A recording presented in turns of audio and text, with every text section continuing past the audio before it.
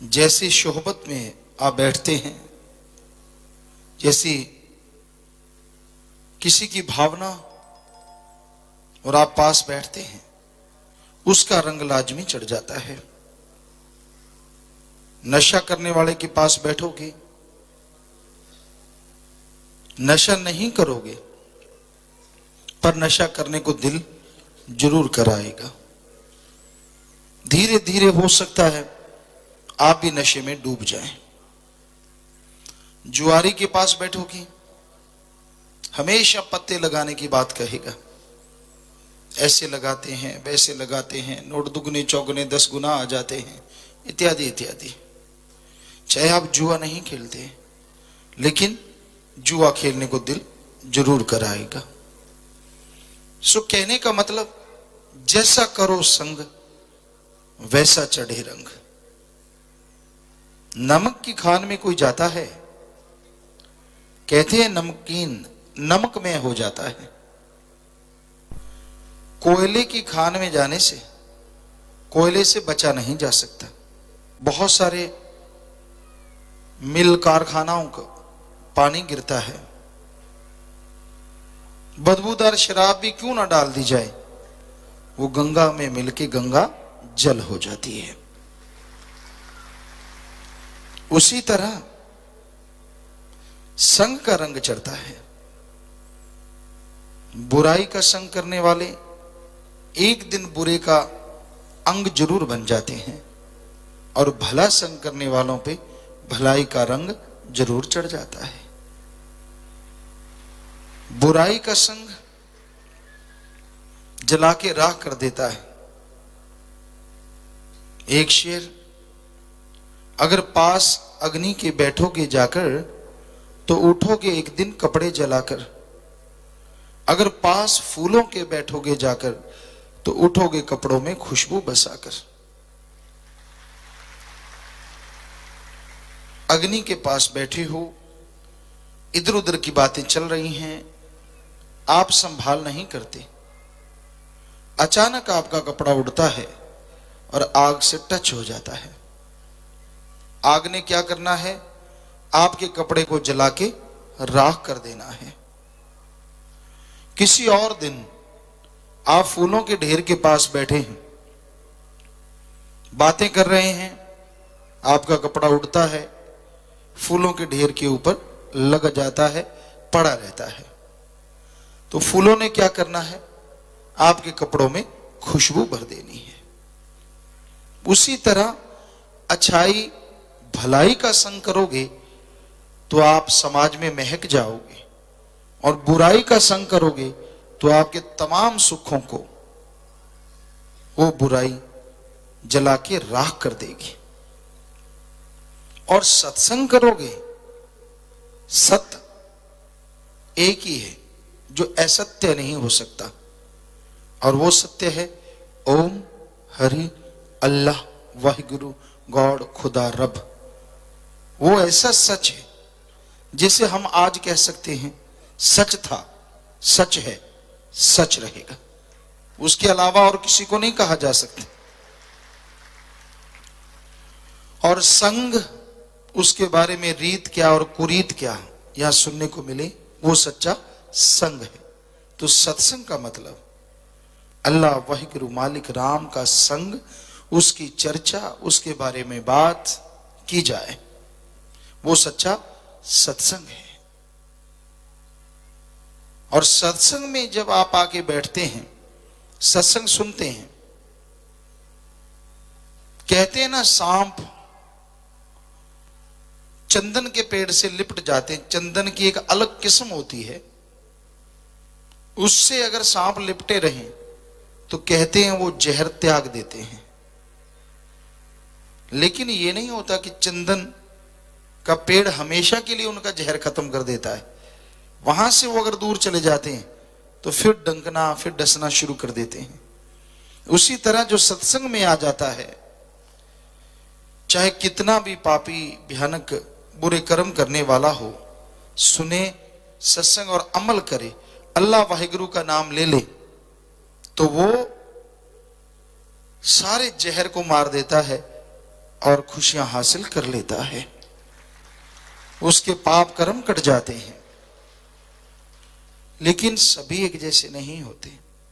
कुछ लोग ऐसे भी होते हैं, सत्संग में बैठते तो हैं, कोई मजबूरी वश किसी कारण से फल उनको भी मिलना है, लेकिन वो विष त्यागना भूलते नहीं।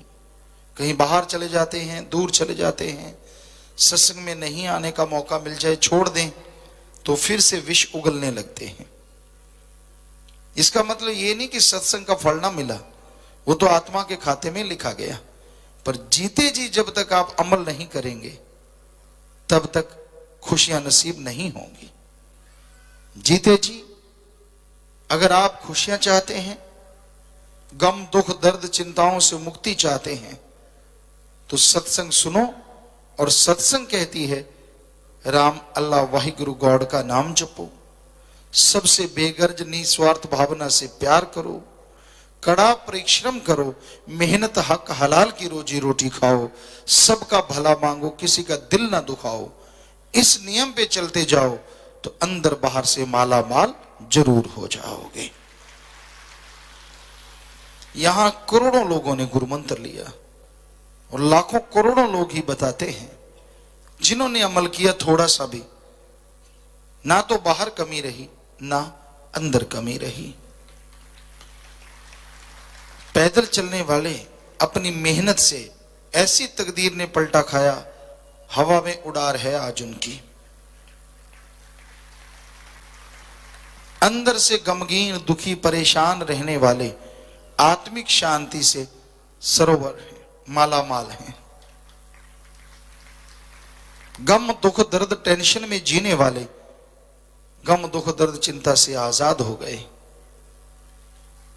जिन्हें अभाग्यशाली कहा जाता था, राम नाम ने उन्हें ऐसा भाग्यशाली बनाया कि जो भी उनके पास बैठे वो उसका भी भाग्य चमकने लगा।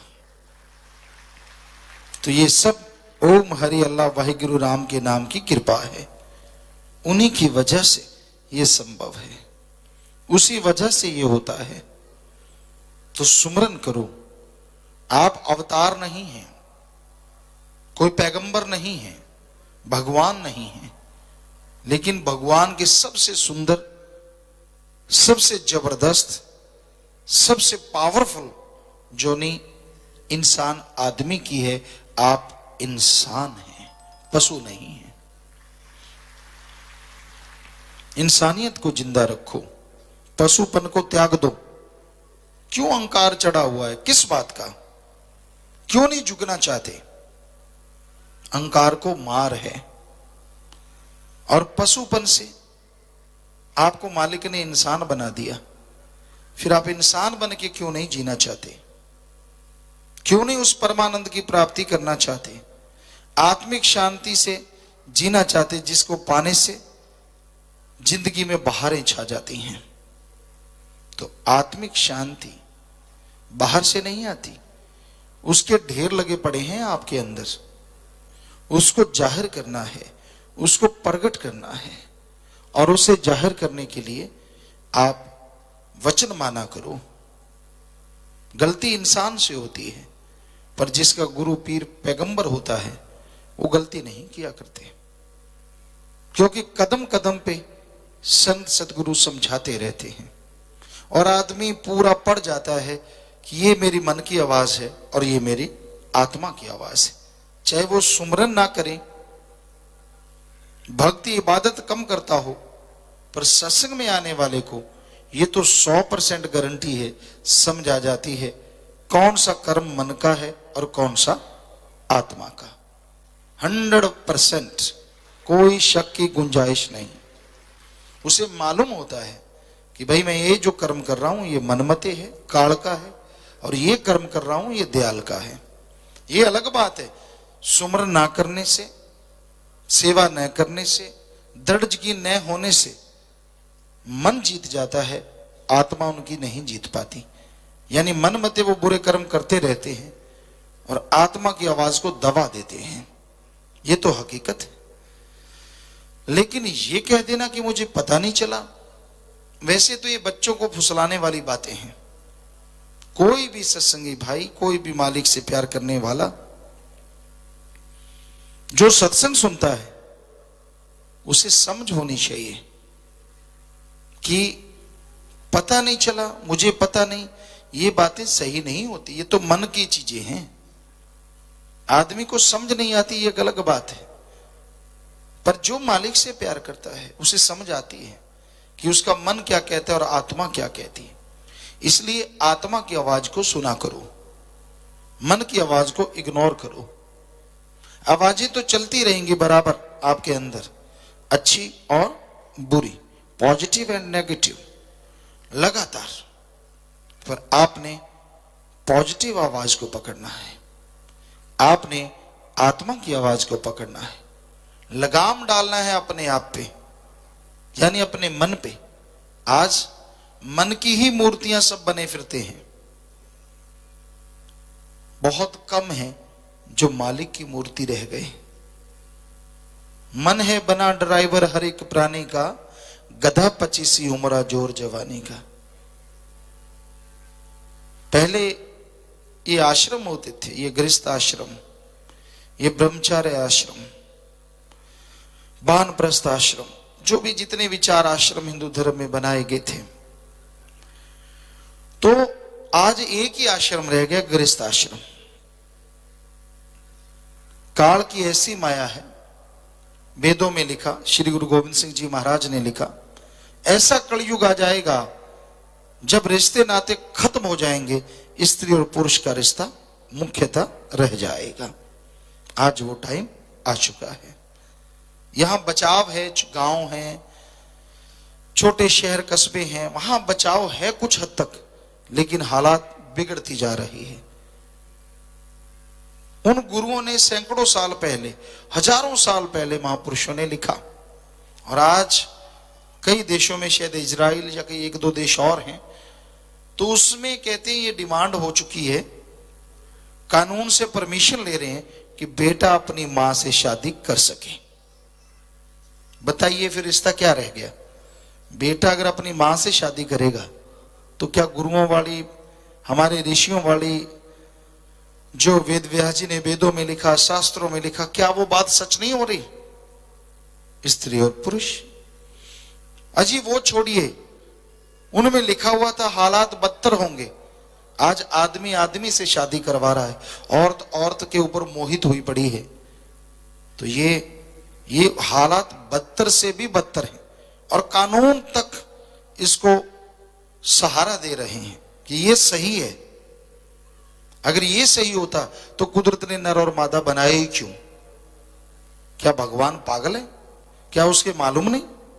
कुदरत के जब जब भी इंसान उल्ट चला है, तब तब उसने रोग पैदा किए हैं, लाइलाज बीमारियां पैदा की हैं, और समाज में हमेशा गिरावट पैदा हुई है। तो आज कौन नहीं है, किस क्षेत्र में नहीं, किसी धार्मिक क्षेत्र को देख लो, जिसको मर्जी, कोई दुनियावी कोई भी क्षेत्र देख लो, ये चीजें शरेआम होती हैं, कहीं लुका छिपी में होती हैं। तो ये लेस्बियन या गे जो है, बहुत ही बुरा दुस्सपन है इंसानियत के नाम पे, हकीकत है यह, और ये धर्मों में पहले बताया जा चुका था। तब तो बड़ी शर्म हुआ करती थी, बड़े हमारे कायदे कानून थे उस तरह। घूंघट का मतलब ये नहीं था कि पूरा मुंह छुपा के चलो, पर्दे का मतलब था कि औरत का जिस्म मालिक ने इस तरह का बनाया कि उसे काफी हद तक पर्दा चाहिए, वरना गुंडागर्दी फैल सकती है। और इसको लागू किया था हमारे संतों ने, पीर पैगंबरों ने, और बहुत ऐसी घटनाएं रेयर होती थी, कम होती थी। पर पश्चिम सभ्यता छाती जा रही है। इंसान मर्जी का मालिक है, कौन रोक सकता है? हम भी नहीं किसी को कुछ कहते, लेकिन बात पे बात आ गई तो आपको सुना रहे हैं। हमारी सभ्यता बड़ी ऊंची थी, बहुत बहुत ही बड़ी सभ्यता, संस्कृति, एक दूसरे की आंखों में रिश्तों के प्रति वफादारी झलकती थी। आज काम वासना की आंधी छाई रहती है। विषय विकार के नए नए तरीके इंसान खोज रहा है। किस तरह से बुरे कर्म करूं, कैसे बुरे कर्मों में लिप्त हो जाऊं, इत्यादि इत्यादि इत्यादि इत्यादि। रिश्ते नाते ताक पे रख दिए गए हैं। रिश्ते नातों की आड़ में बुरे कर्म होते रहते हैं। तो ये महापुरुषों के वो जो वचन कि ऐसा कलयुग आएगा, वाकई वो समय चल रहा है। और इसमें बचाव कैसे होगा? आदमी अगर बचना चाहे, सुख मिले, परमानंद मिले, खुशियां मिले, एक ही तरीका सुमरन, भक्ति, इबादत, सत्संग। और ये भी कितनी बड़ी छूट कि बाकी युगों में सारी जिंदगी लोग भक्ति करते थे, तब जाके मालिक की कहीं आस किरण नजर आती थी। और इस कलयुग में कोई सच्चे दिल से उस मालिक का नाम जपे, सुबह शाम थोड़ा थोड़ा, दृढ़ यकीन रखे, तो उसे दोनों जहान की खुशियां कुछ दिनों में हासिल हो सकती है। जिंदगी तो बहुत बड़ी है। इसलिए, और जो अच्छा सज्जन है, अच्छी बात करता है, लोगों को सॉल्यूशन देता है, परेशानियों का हल बताता रहता है, भले काम करता है, लोग उनके पास झुरमट लगा के इकट्ठे हो जाते हैं। कहीं 10 किलोमीटर दूर से भी आना पड़े तो भी आते हैं। यार वो मीठा बोलता है, किसी की परेशानी का हल करता है, दौड़े चले आते हैं। तो इसलिए ऐसे बनो कि लोग आपके पद चिन्हों पे चलें। ऐसे ना बनो कि कोई आपका नाम लेना पसंद ना करे। तो ये संभव है। सत्संग सुनो, सुन के अमल करो, ताकि मालिक की तमाम खुशियां आपको मिलें, आपके अंदर की बुराइयां जल जाएं और मालिक की कृपा दृष्टि के काबिल आप हमेशा बने रहें। और खुशियों से आप ही नहीं, कुलों का भी उद्धार हो जाए, माला माल। ਧੰਨ ਧੰਨ ਸਤਿਗੁਰੂ ਤੇਰਾ ਹੀ ਆਸਰਾ। ਗੁਰੂ ਜੀ ਦੀ ਪਿਆਰੀ ਸੰਗਤ ਨੂੰ ਨਿਵੇਦਨ ਕੀਤਾ ਜਾਂਦਾ ਹੈ ਕਿ ਹਰ ਰੋਜ਼ ਸਤਸੰਗ ਸੁਣਨ ਦੇ ਲਈ ਸਾਡੇ ਚੈਨਲ ਡੇਰਾ ਸੱਚਾ ਸੌਦਾ ਨੂੰ ਸਬਸਕ੍ਰਾਈਬ ਕਰ ਲੈਣਾ ਜੀ।